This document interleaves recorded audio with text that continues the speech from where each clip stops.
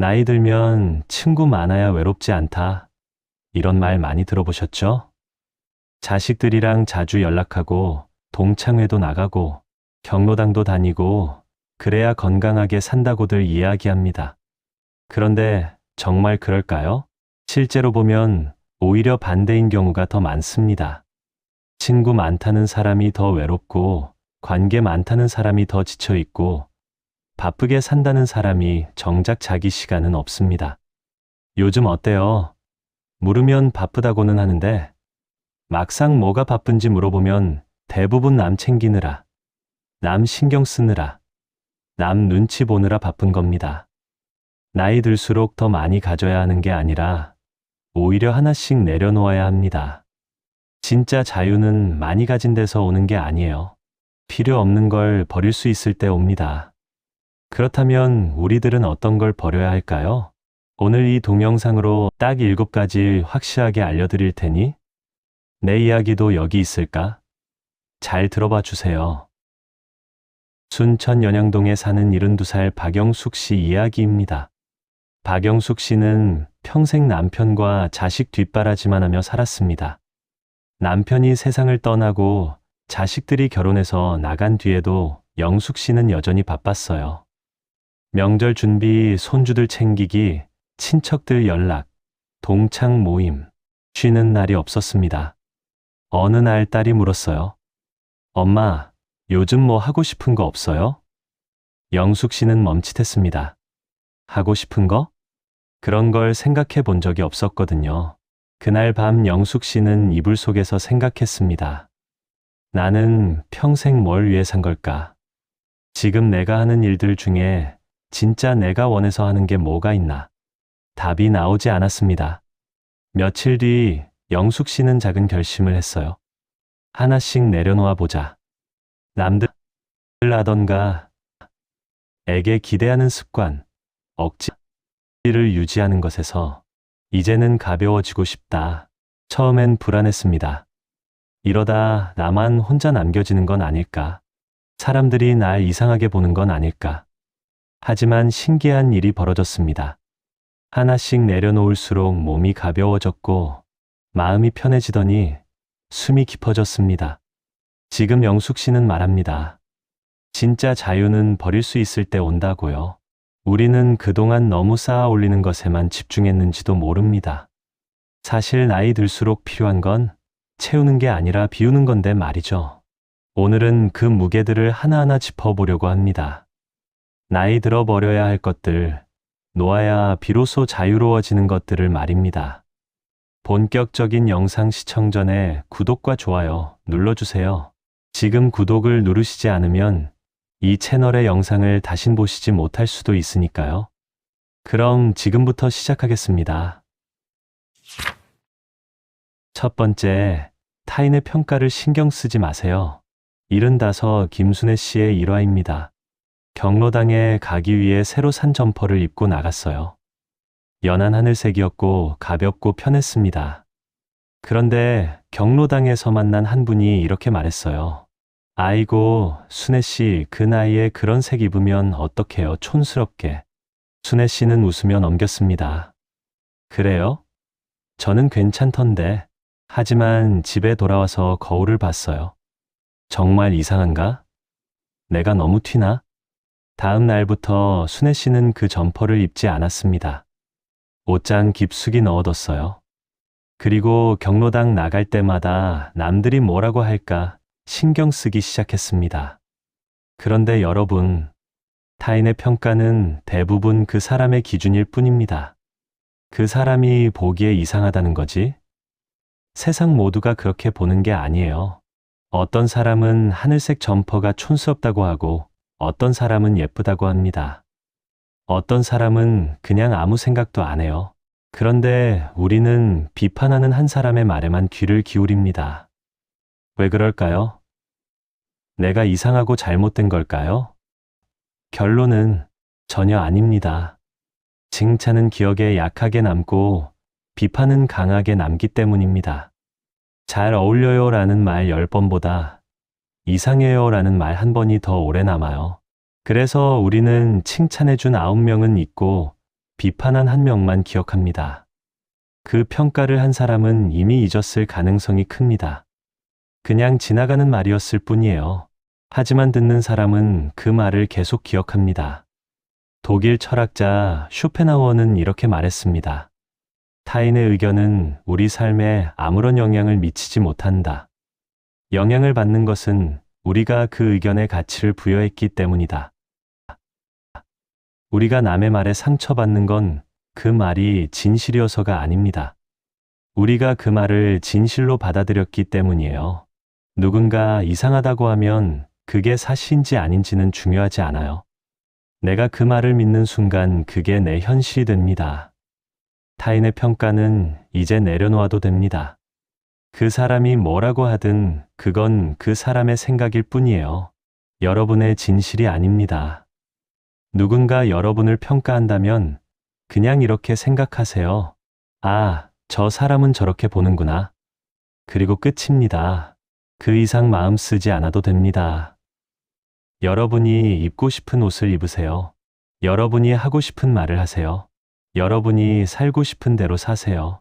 남의 기준에 맞춰 사는 인생은 결국 남의 인생입니다. 이제는 여러분 인생을 사셔도 됩니다. 두 번째, 자식과 나의 삶은 각자의 삶입니다. 명절 아침 사우나에 간 68살 최정숙 씨가 일찍 나와 앉아 있었어요.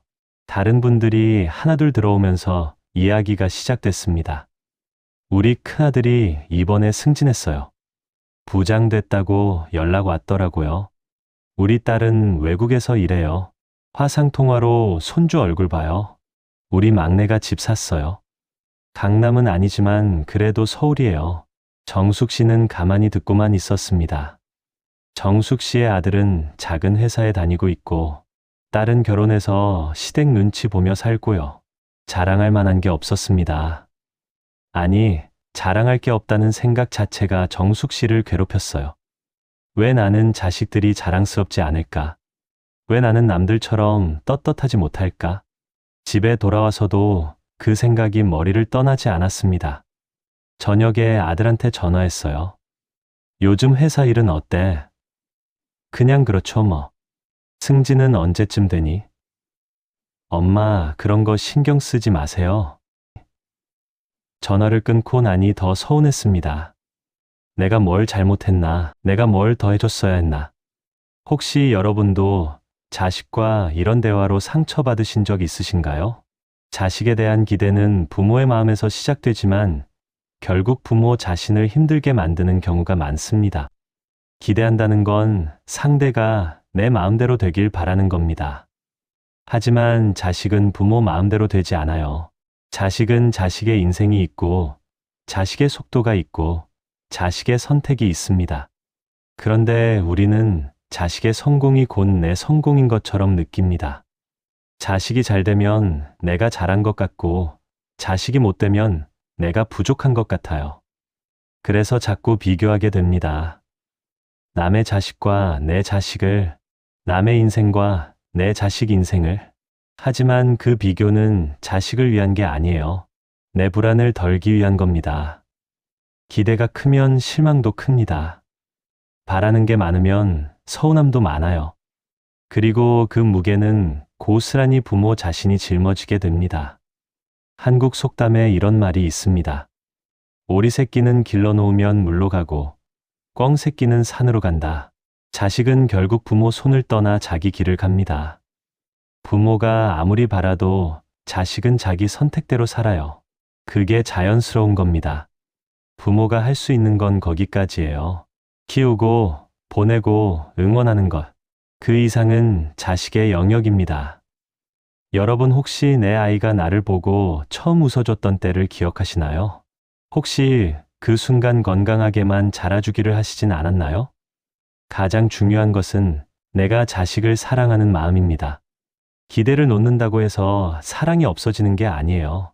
오히려 진짜 사랑이 시작되는 겁니다. 있는 그대로 보는 것. 내 기준이 아니라 자식의 삶으로 인정하는 것. 그게 놓아줌입니다. 자식에 대한 기대는 이제 내려놓아도 됩니다.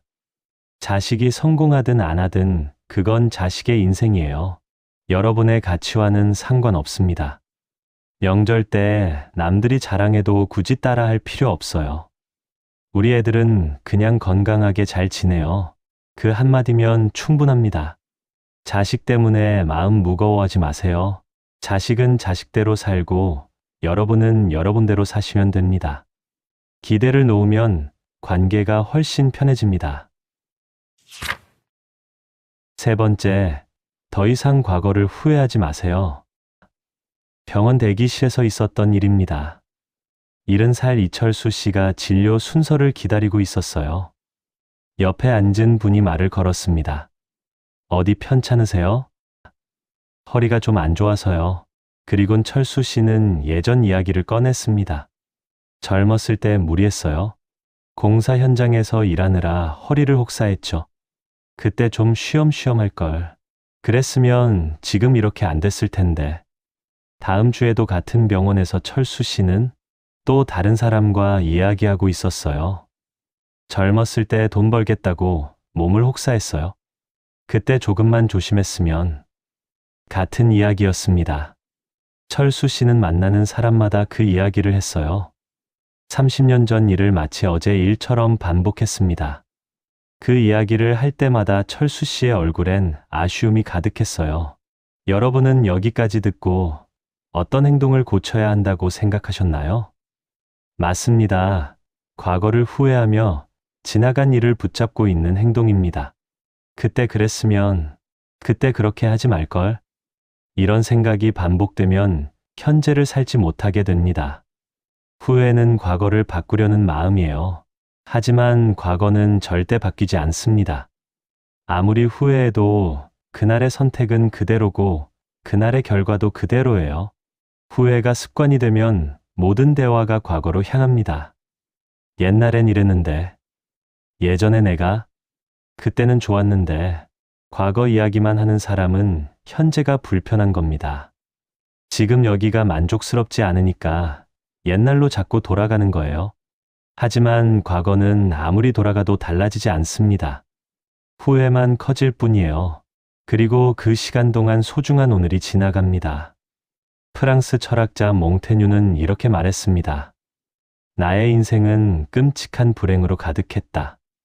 하지만 그중 대부분은 실제로 일어나지 않은 일들이었다. 우리가 괴로워하는 대부분은 실제 상황이 아니라 머릿속에서 반복되는 생각입니다. 과거의 후회도 마찬가지예요. 철수 씨가 괴로운 건 허리가 아파서가 아닙니다. 그때 그랬으면 이라는 생각이 반복되기 때문이에요. 몽테뉴는 그의 수상록에서 이렇게 적었습니다. 과거를 붙잡고 있는 것은 죽은 자를 붙잡고 있는 것과 같다. 이미 사라진 것을 붙잡고 있으면 살아있는 현재까지 놓치게 된다. 과거는 이미 끝났습니다. 다시 돌아갈 수도 없고 바꿀 수도 없어요. 그런데 우리는 그 끝난 일을 계속 반복합니다. 그러는 동안 지금 이 순간은 흘러갑니다. 과거의 후회는 이제 내려놓아도 됩니다. 제가 단언코 말씀드릴게요. 그때는 그게 나의 최선이었어요.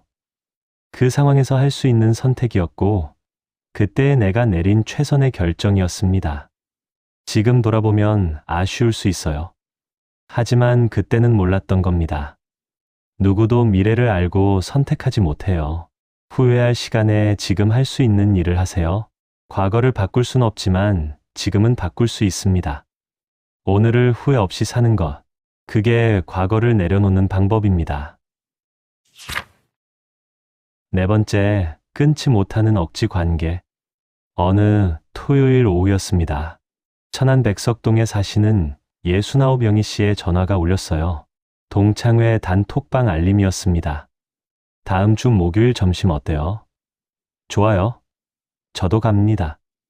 영희 씨는 한숨이 나왔습니다. 또 만나야 하나? 지난번 만난 지 한 달밖에 안 됐는데. 하지만 거절할 수가 없었어요. 나만 안 나가면 뭐라고 할 것 같고 관계가 끊어질 것 같았습니다. 저도 갈게요. 억지로 답장을 보냈습니다. 목요일이 다가올수록 마음이 무거워졌어요. 뭐 입고 나가지, 무슨 이야기 하지, 또 누가 자랑하려나. 만나는 날 아침, 영희 씨는 거울 앞에서 한참을 서 있었습니다. 식당에 도착했어요. 사람들이 모여 앉아 있었습니다. 영희야, 왔어? 자리에 앉자마자 누군가의 자랑이 시작됐습니다. 우리 손주 학원 선생님이 영재반으로 가야 한다더라. 우리 며느리는 참 착한데 맨날 전화하고 주말마다 찾아오고 아주 귀찮아 죽겠다. 영희 씨는 그냥 듣고만 있었습니다. 특별히 할 말도 없었고 끼어들 틈도 없었어요. 2시간이 지나고 모임이 끝났습니다. 다음에 또 만나요. 집으로 돌아오는 길, 영희 씨는 온몸이 무거웠습니다. 만나고 나니 더 외로웠어요. 억지 관계는 함께 있어도 혼자 있는 것 같은 느낌을 줍니다. 말은 오가지만 마음은 오가지 않아요. 웃긴 하지만 즐겁지 않습니다. 관계가 많다고 해서 외롭지 않은 게 아니에요. 오히려 더 외로울 때가 많습니다. 억지로 맞춰주고 억지로 웃고 억지로 대화하다 보면 진짜 내 모습은 사라집니다. 그리고 집에 돌아와서 혼자 무너지는 겁니다. 왜 이렇게까지 해야 하나? 왜 나는 거절하지 못하나? 그런데도 우리는 그 관계를 끊지 못합니다. 외로워질까봐, 혼자 남을까봐, 이상한 사람으로 보일까봐. 하지만 생각해 보세요. 함께 있는데도 외로운 관계와 혼자 있지만 편안한 시간. 둘 중 어느 게 더 나을까요? 여러분은 혹시 플라톤이란 아주 유명한 철학자를 아시나요? 그는 명성과는 다르게 평생 소수의 제자들만을 받았고 제자들과의 깊은 대화를 즐겼습니다. 그는 많은 사람과의 얕은 관계보다 적은 사람과의 깊은 관계를 중요하게 여겼어요. 그에 져서 향연에는 이런 구절이 나옵니다. 사람들은 외로움을 피하려고 수많은 관계를 만든다. 하지만 진정한 외로움은 많은 사람 속에서 느껴진다. 영희 씨가 느낀 외로움이 바로 이겁니다. 여러 명이 함께 있었지만 진짜 대화는 없었어요. 진짜 교감도 없었습니다. 그냥 시간을 함께 보냈을 뿐이에요. 관계의 숫자가 아니라 관계의 깊이가 중요한 겁니다. 억지 관계는 이제 정리해도 됩니다. 만나고 싶지 않으면 안 만나도 돼요. 연락하기 싫으면 안 해도 됩니다. 관계는 의무가 아니에요. 미안해요. 그날은 힘들 것 같아요.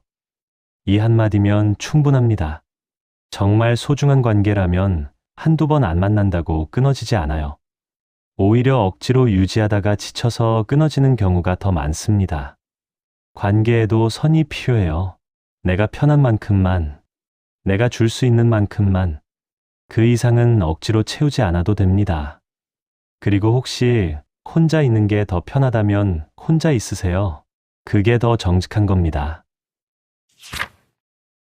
5째, 건강에 대한 불안. 새벽 5시, 71살 강민수 씨가 잠에서 깼습니다. 어젯밤부터 속이 좀 불편했어요. 소화가 안 되는 느낌. 민수 씨는 일어나자마자 휴대폰을 켰습니다. 검색창에 입력했어요. 속 불편 원인. 검색 결과가 쏟아졌습니다. 위염일 수 있습니다. 위암 초기 증상, 역류성 식도염. 민수 씨는 하나씩 눌러봤어요. 증상을 읽다 보니 다 나한테 해당되는 것 같았습니다. 가슴이 두근거리기 시작했어요. 또 검색했습니다. 가슴 두근거림 원인, 심장 질환, 부정맥, 심근경색 전조 증상. 민수 씨는 손이 떨렸습니다. 아침을 먹지 못했어요. 불안해서 밥이 넘어가지 않았습니다. 병원에 갔습니다. 의사 선생님이 물었어요. 어디가 불편하세요? 속도 안 좋고 심장도 이상한 것 같아요. 의사는 검사를 했습니다. 결과는 괜찮았어요. 특별한 이상 없으십니다. 스트레스 받지 마시고 편하게 지내세요. 하지만 민수 씨는 안심이 되지 않습니다. 정말 괜찮은 걸까? 혹시 못 찾은 건 아닐까? 집에 돌아와서 또 검색했습니다.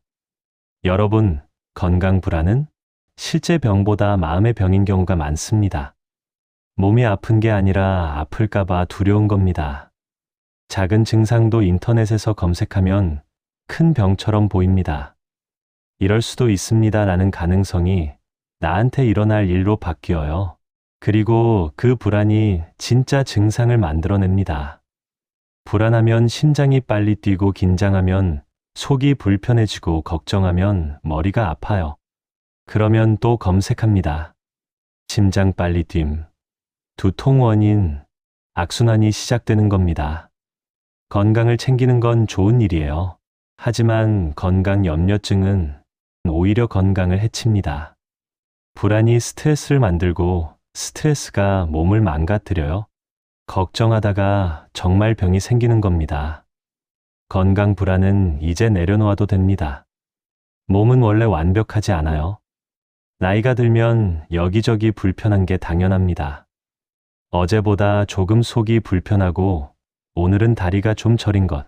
그게 자연스러운 겁니다. 작은 증상마다 큰 병을 떠올릴 필요 없어요. 정기검진 받고 의사 말 듣고 그 외엔 너무 신경 쓰지 마세요. 휴대폰으로 증상 검색하는 시간에 산책 한 번 더 하는 게 낫습니다. 건강은 걱정으로 지켜지는 게 아니에요. 편안한 마음으로 지켜집니다. 불안을 내려놓으세요. 그게 진짜 건강을 지키는 방법입니다. 여섯째, 남과 나를 비교하지 않는 게 가장 중요합니다.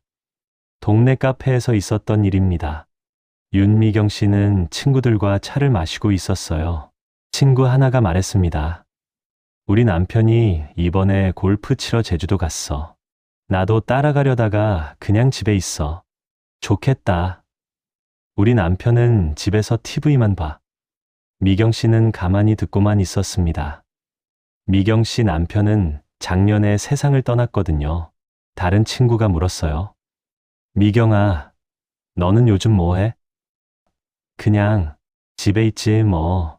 심심하겠다. 우리처럼 남편이랑 다니지도 못하고. 그 말이 가슴에 박혔습니다. 집에 돌아온 미경 씨는 창밖을 바라봤어요. 옆집은 부부가 함께 저녁 산책을 나갔습니다. 아랫집은 손주들이 놀러 왔는지 시끄러웠어요. 나만 혼자인 것 같았습니다. 친구들은 남편도 있고 자식들도 자주 오는데 나는 혼자 밥 먹고 혼자 자고. 미경 씨는 눈물이 났습니다. 내 인생이 초라해 보였어요. 미경 씨가 너무 불쌍하신가요? 하지만 여러분도 이제는 아시죠? 남과의 비교는 있는 것을 못 보게 만들고 없는 것만 보게 만듭니다. 미경 씨에게도 좋은 게 있었어요. 건강한 몸, 편안한 집, 경제적 여유. 하지만 비교하는 순간 그건 다 보이지 않았습니다. 남편 없는 것, 자식 안 오는 것, 그것만 보였어요. 비교는 내 삶을 부정하는 겁니다. 남이 가진 걸 보면서 내가 없는 걸 확인하는 거예요. 그러면 행복할 수가 없습니다. 아무리 좋은 게 있어도 남이 더 좋은 걸 가지면 내 것은 초라해 보여요. 비교는 끝이 없습니다. 누군가는 나보다 더 많이 가지고 누군가는 나보다 더 행복해 보이고 누군가는 나보다 더 괜찮아 보여요. 그 비교 속에서 내 삶은 점점 작아집니다. 독일 철학자 쇼펜하우어는 이렇게 말했습니다. 우리는 우리가 가진 것을 보지 않는다. 우리가 없는 것만 본다. 쇼펜하우어는 인간의 불행이 욕망에서 온다고 봤습니다. 그는 저서 행복론에서 이렇게 적었어요. 행복은 얼마나 많이 가졌느냐가 아니라 얼마나 적게 원하느냐에 달려 있다. 미경 씨가 불행한 건 혼자여서가 아니었습니다. 혼자인 걸 불행이라고 생각했기 때문이에요. 친구들과 비교하면서 내가 부족하다고 느낀 겁니다. 하지만 그 친구들도 각자의 고민이 있어요.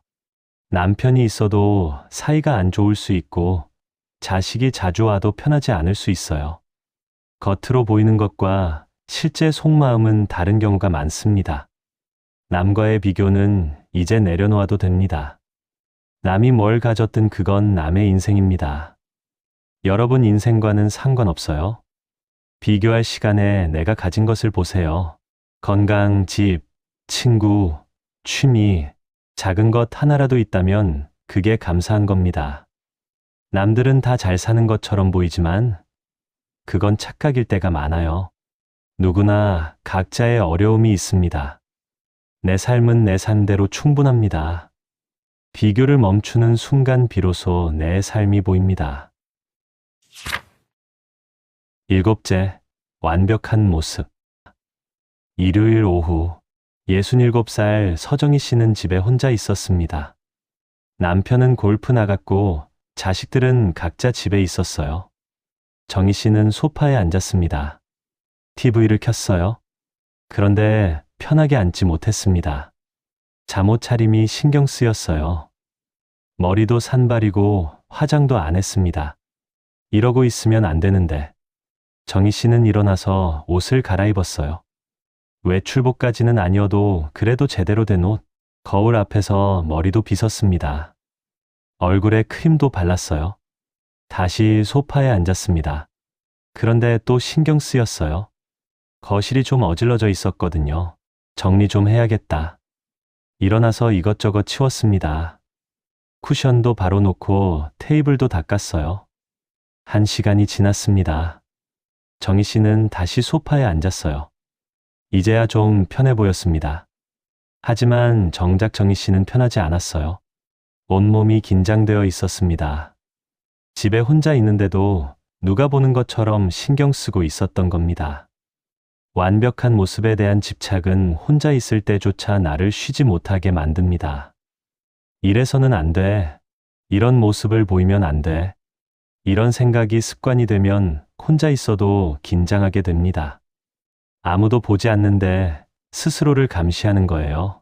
편하게 있는 것, 흐트러진 모습, 정리 안 된 공간, 이런 것들이 허락되지 않습니다. 항상 제대로 된 모습이어야 한다는 보이지 않는 규칙. 그 규칙이 나를 묶어요. 평생 남 앞에서 좋은 모습 보이려고 살았습니다.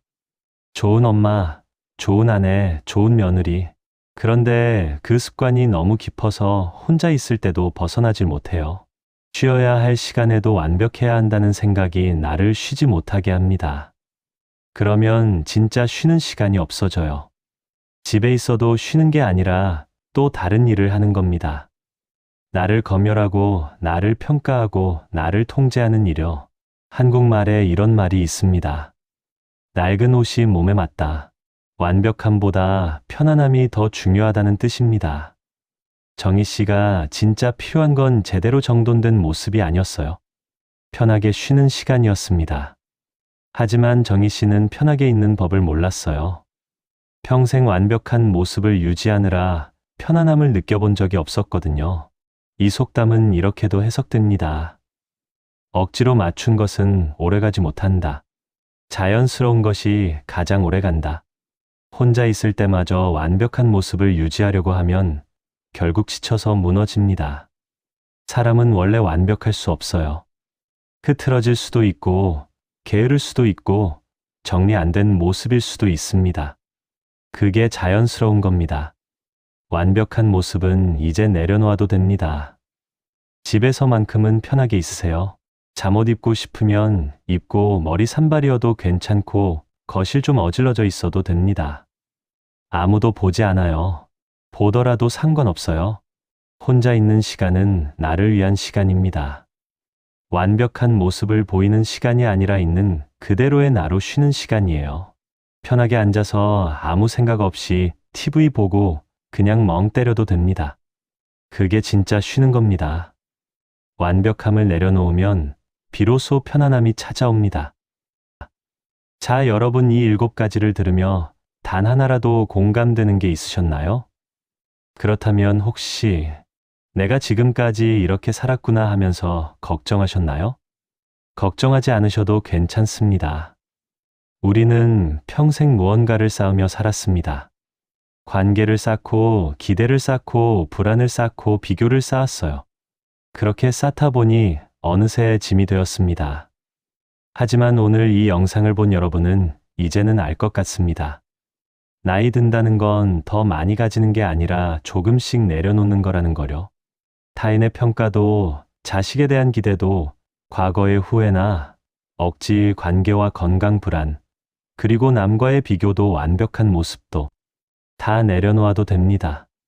내려놓는다고 해서 무책임한 게 아니에요. 오히려 더 현명한 겁니다.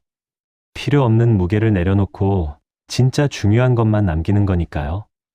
박영숙 씨가 그랬던 것처럼요. 하나씩 내려놓을수록 몸이 가벼워지고 마음이 편해지고 숨이 깊어졌습니다. 그리고 비로소 자기 인생을 살기 시작했어요. 여러분도 이제 조금씩 내려놓으세요. 오늘 당장 다 버리지 못해도 괜찮습니다. 하나씩 천천히 내려놓으면 돼요. 오늘은 타인의 평가 하나, 내일은 불필요한 관계 하나, 그렇게 하나씩 비워가다 보면 어느 순간 숨통이 트일 겁니다. 여러분은 이미 충분히 잘 살아왔습니다. 충분히 버텼고 충분히 견뎠어요. 이제는 무거운 짐 내려놓고 가볍게 걸어가도 됩니다. 남들이 뭐라고 하든 여러분 마음이 편한 게 정답이에요. 진짜 자유는 많이 가진 데서 오는 게 아닙니다. 내려놓을 수 있을 때 옵니다. 여러분이 오늘 하나라도 내려놓았다면 그것만으로도 충분합니다. 우리도 조금씩 더 가벼워질 수 있으면 좋겠습니다. 오늘 제가 알려드린 7가지 꼭 실천해 보시고 다음에 또 뵙길 바라겠습니다. 감사합니다.